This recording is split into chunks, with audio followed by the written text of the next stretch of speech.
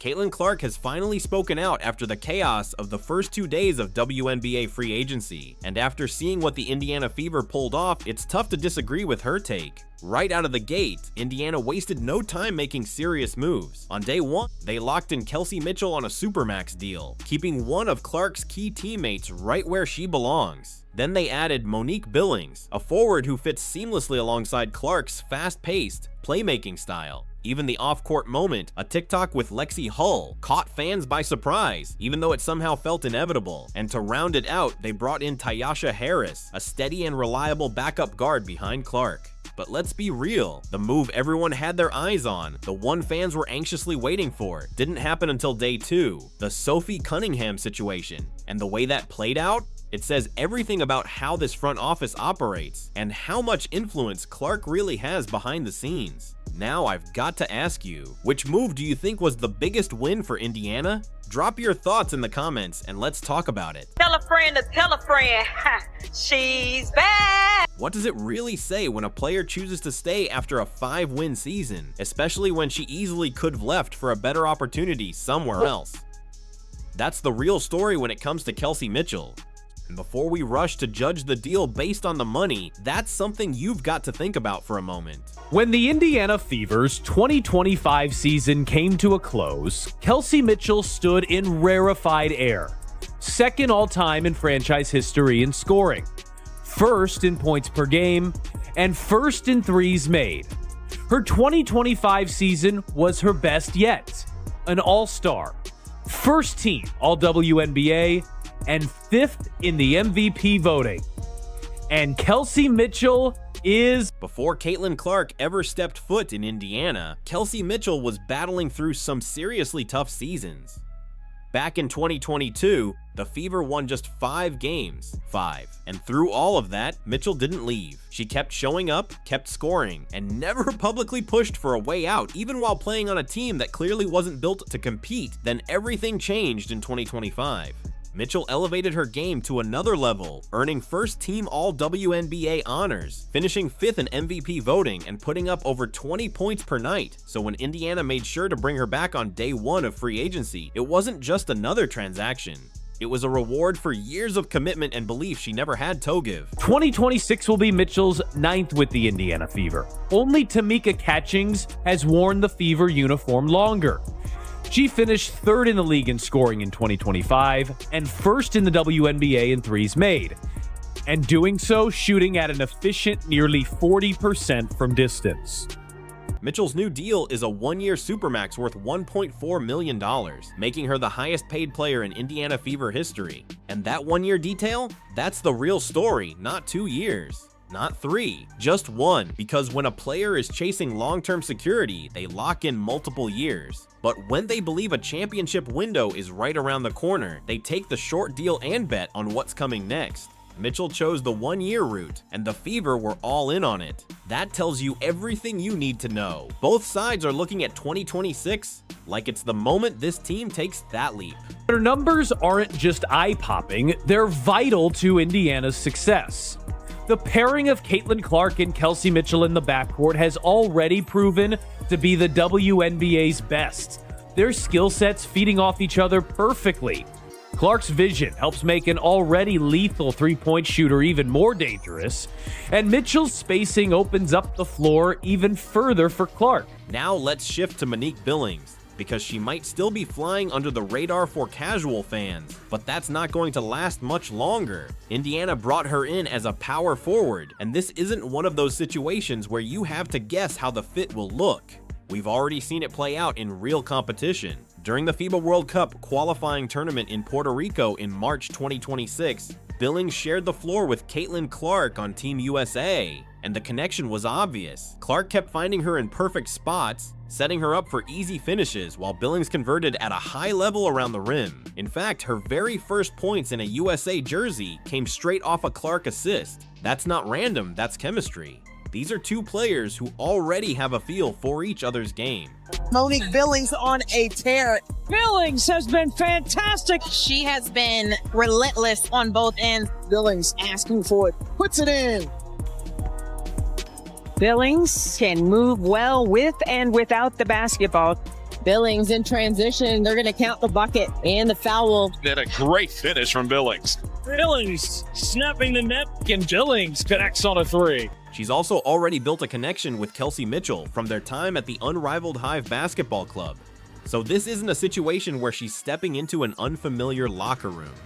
Two of Indiana's core players already understand how she plays, already trust her instincts, and Billings is well aware of that. After joining the team, she made it clear she felt genuinely appreciated right away, not just by the organization, but by the fan base too. And Mitchell confirmed that energy, revealing that Billings told her straight up, "We've got a real shot at this. I want to help you win it." That's not the mindset of someone just collecting a contract. That's a player who truly believes in what this team can accomplish. Of Monique Billings. Oh, Billings, that's a big bucket. Racing back and it's swatted by Mo Billings. Billings with the touch of the basket. For the lead, Mo Money Billings.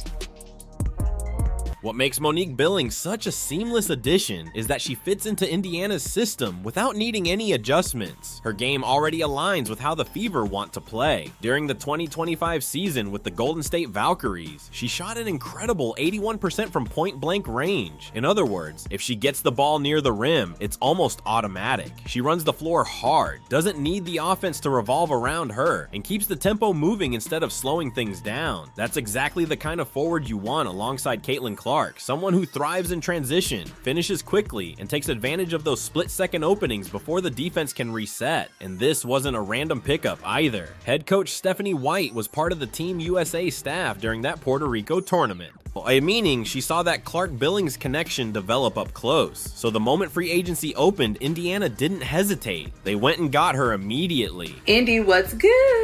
It's your girl Mo Bills. I am so thrilled to be a part of the Indiana Fever.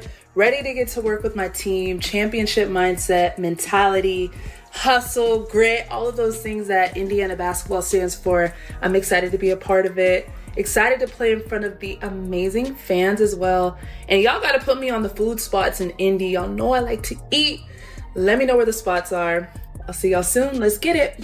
By that point, Clark already had stability in the backcourt and a high-energy presence locked in up front, and somehow day one still wasn't finished. Now picture this. Caitlin Clark and Lexi Hull are out at the Masters in Augusta, Georgia. Instead of just taking in the moment, they decide to have some fun and record a TikTok. Clark starts it off with, "Tell a friend to tell a friend," and Hull follows it up with, "She's back." That was the announcement. No formal press release, no official statement, just a simple lip sync video that instantly blew up online and let everyone know Lexi Hull was returning to Indiana. I've loved my years here in Indiana. I built a life here, and I love this franchise. I love the people. I love the fans. The game is completely different when Lexi's on the floor. I mean, she's just hard-nosed, and her toughness is an example for us.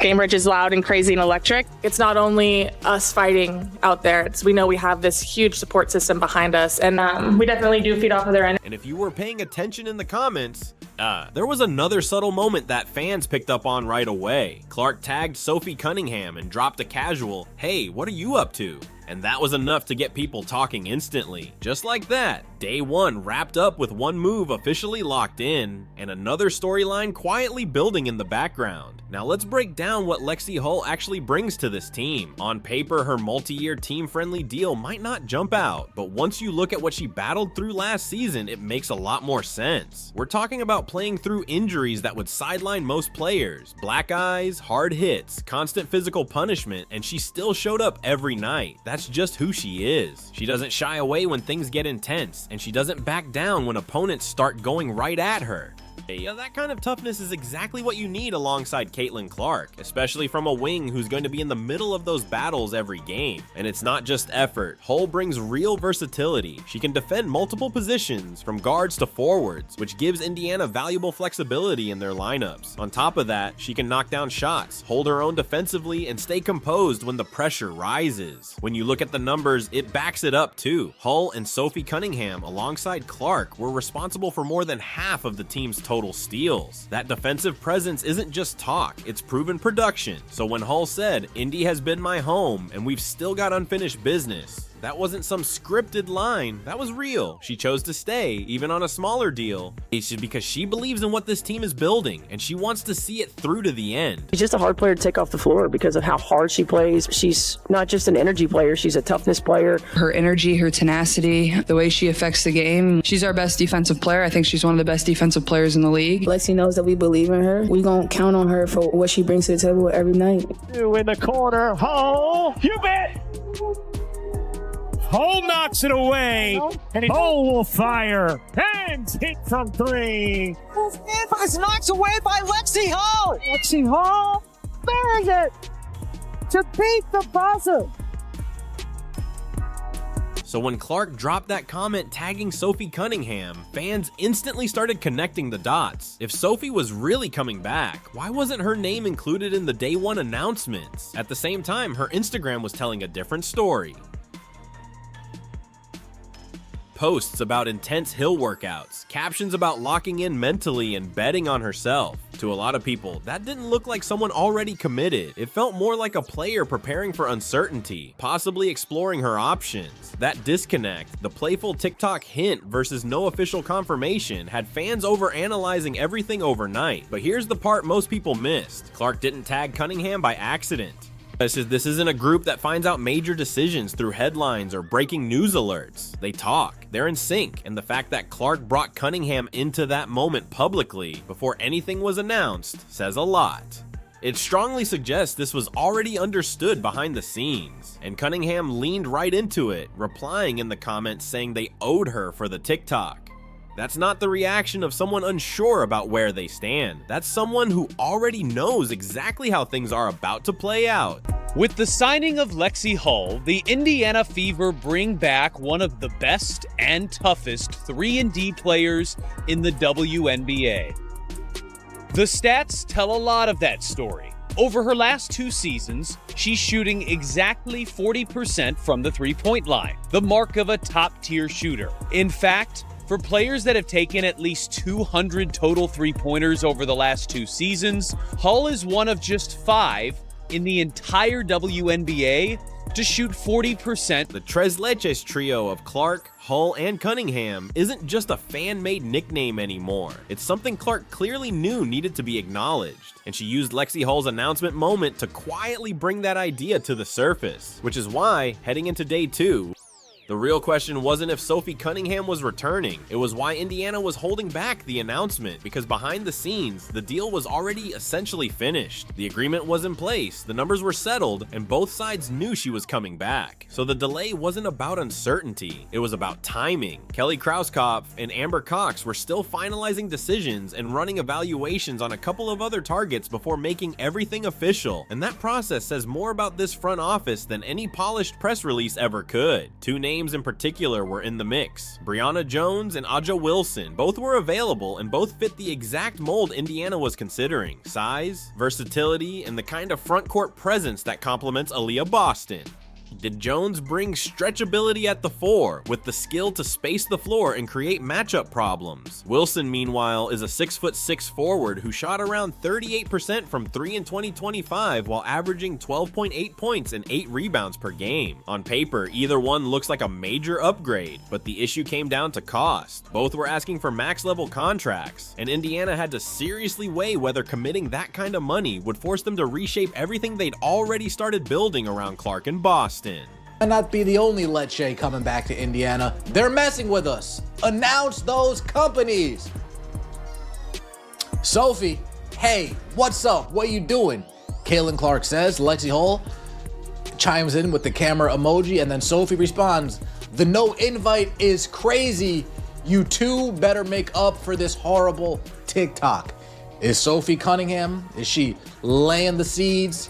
Is she letting everybody know I'm coming back to... Stevens ultimately ended up signing with the Chicago Sky, while Brianna Jones landed a 3-year max deal with the Dallas Wings. From Indiana's point of view, neither move was something they were going to chase. Not because those players aren't talented, they absolutely are, but because neither one was the clean fit this system needed to justify that kind of maximum investment. When you commit max money to a player who doesn't perfectly align with your structure, you don't just add talent, you restrict everything everything else you can build around them, and Indiana wasn't about to handcuff their roster like that. By passing on both deals, they preserved the flexibility they needed to officially bring back Sophie Cunningham without stretching the roster thin elsewhere. And Cunningham's own deal tells its own story. She signed at a team-friendly number, willingly leaving money on the table to stay in Indiana. That's not a small decision. In 2025, she averaged 12.1 points per game and easily could have explored a market that would have paid her more. Instead, she chose stability, chemistry, and belief in what this group is building. She didn't chase the biggest offer, she chose the best situation. They found a way to bring back the big three, bring back Lexi, bring back Sophie, and Monique Billings is now on her way as well. So now the real question is, what does the guard rotation actually look like? Because when you stack Caitlin Clark, Kelsey Mitchell, Lexi Hull, Sophie Cunningham, and Tyasha Harris as the backup unit, you're looking at a legitimately deep, carefully built group where everyone already understands their assignment.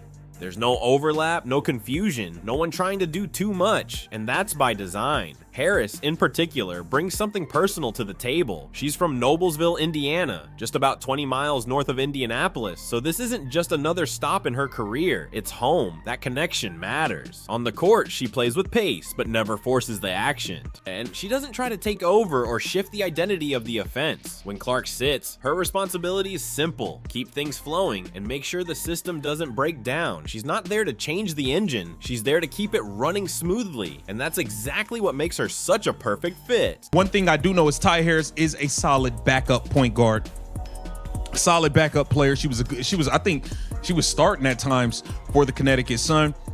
She can play this game. I think she's good enough to come in and, you know, spell Caitlin Clark 8 to 10 minutes a game. Okay, come in for that 8 to 12 minutes at 12 minutes at the most, and give some quality minutes as a backup point guard. Bringing in Deonta Davis on a veteran minimum quietly completes the front court rotation without eating into what little cap flexibility Indiana still has left. And because the Fever chose not to go all in on max deals for players like Smith or Stevens, they've actually preserved real financial room to address other needs in the front court. That's the key difference here. They didn't just avoid costly mistakes with those decisions, they created flexibility that a lot of other teams simply won't have after locking themselves into expensive contracts. On paper, the guard group is already set, and it's arguably the strongest Indiana has ever assembled. But even with that level of perimeter talent, basketball doesn't get won with guards alone. Not with this roster. Aaliyah Boston is elite, one of the best interior players in the league, but she can't be expected to anchor the paint for 40 minutes every night, battle through constant screens, protect the rim, and clean up every missed shot all by herself. And when foul trouble hits, and it already did at points in 2025,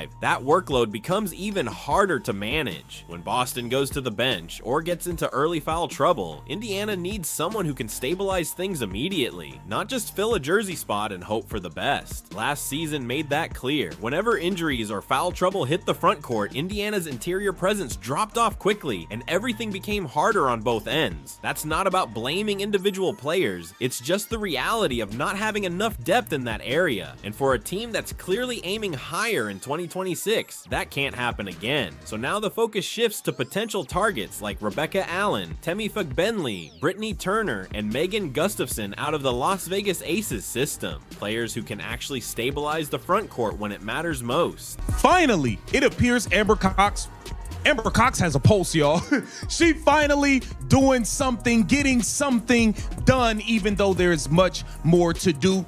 This is great. Each of those players solves the same core issue, just in slightly different ways. And the real debate inside Indiana's front office isn't about who they can get, it's about which type of fit actually matches the way this team is trying to play. Because bringing in a traditional post scorer who wants to slow the game down, get deep post touches, and operate in half-court sets would completely clash with what Caitlin Clark and Monique Billings are building in transition. Billings, for example, finished at an elite 81% at the rim in 2025 because she sprints the floor and catches passes on the move, not because she's waiting for set plays to develop. So any addition has to function inside that same fast, fluid system. That's why Megan Gustafson keeps coming up as such an intriguing option. She doesn't need a high usage role. She just finishes efficiently around the basket and doesn't disrupt the flow when she's off the ball. That might sound simple, but it's exactly the kind of low maintenance production that works works perfectly next to a creator like Clark, who just needs reliable finishers when she puts the ball in the right spots. Then you've got Temi Fagbenle, who brings size, rim protection, and physicality. Basically someone who can absorb the pressure off Aaliyah Boston on nights when opposing bigs are constantly attacking her inside. Brianna Turner is almost the opposite offensively. Her value is defense, effort, and setting brutal screens. She doesn't require touches at all, which actually makes her extremely valuable in a system where every possession is already organized around Clark. And Rebecca Allen adds a different layer entirely: floor spacing. Her shooting forces defenses to stay honest and prevents them from collapsing into the paint every time Clark drives, which keeps the entire offense wide open. At the end of the day, it's not just about talent, it's about which of these skill sets actually amplifies what Indiana is already building. Last time they went to the finals was 2015. Okay, you guys made the semis of the East last season. You had to watch from the sidelines. Yeah, it was tough. Expectations, goals of this season, what you got for me? I mean, we were trying to win it all last year, and that's certainly what we're trying to do this year. You know, it's a very unique situation. I think there's over 100 players in the league that are free agents, so we really only know about 5 people or 3 people that are going to be on our team next year, but I feel like we have a great core. Indiana is in a position where they can actually chase any of these front court options because they didn't burn through their cap space on deals like Smith or Stevens. While other teams jumped early in free agency and committed big money in the first 48 hours, they're now stuck rounding out their rosters with whatever's left, mostly veteran minimum signings. The Fever avoided that trap. They spent with intention, kept their flexibility intact, and now they have real financial room to target a front court piece that actually fits their system instead of just filling a roster spot. So when you zoom out, you can start imagining what this version of Indiana could look like in 2026. Monique Billings running the floor and finishing everything in transition. Aaliyah Boston dominating the mid-post, controlling the boards, and anchoring the defense. And alongside them, one more front court player who can either stretch the floor or protect the rim depending on the matchup. But we're looking forward to watching it for sure. You guys saw that May 9th against the Dallas Wings. That'll be the first time you see Caitlin back in her Indiana Fever jersey, but they're getting ready for training camp. That starts April 19th for her. But guess what? She's not really going to go anywhere. Caitlin's going to hang. That kind of rotation completely changes things. It takes pressure off Boston, so she's not forced to carry the entire interior load by herself every night. And that's the version of Indiana nobody wants to see in a playoff series. A balanced, fast, and flexible front court built to match the pace of their guards. Caitlin Clark has already made the mentality clear. This team is going to win by running. And building a front court that can keep up with that pace is exactly how that vision becomes real. This 2026 Indiana Fever roster didn't come together by accident. It was built piece by piece with purpose. Kelsey Mitchell stayed through the tough years, including a 5-win season, and earned her Supermax deal on loyalty and production.